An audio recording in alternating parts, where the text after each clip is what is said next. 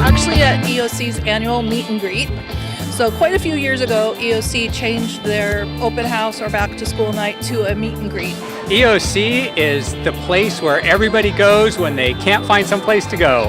So when we have alternative schools like E.O.C, we meet very unique student needs, and I'm so proud of what the staff here has done. We just try to provide any resource that we can to them. We are Project Khanh. Khanh stands for Kids in Need of Doctors. We are part of the Riverside County Medical Association. So I'm with the Neighborhood College Program, and what we offer is classes to at-risk youth. I'm with Solid Ground Wellness and Recovery. We're an emotional wellness program. I work for Hope Collaborative, and we are the Child Abuse Prevention Council for Riverside County. The Student Center here at the E.O.C campus, and we talk to students about their college and career options. The Family Justice Center provides services to victims of crime. We have two pathways here at E.O.C. Our virtual school has a business pathway. We have our medical pathway here. Our students are learning about some of the front office, back office, how to file. Schools have a contract with all the hospitals and clinics around here, and we're going to be able to do our clinic hours, and we're going to work with real patients. We have an independent study school, Summit View, that has about 200 to 300 students. Rain Cross, which is one of our district's 2 continuation schools. Students who have struggled at the comprehensive high schools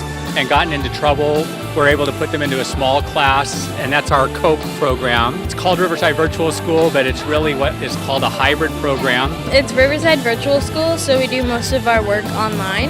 If I have some missing assignments, I can work with them over the weekend versus a normal school, you usually have to finish them at school. But it's kind of easier because we get to do our work over the course of a week. Smaller, there's less people.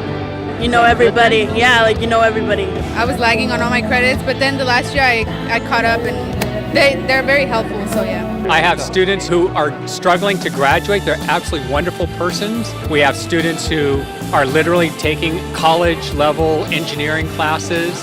I had a student last year who is a world-famous pianist and violinist.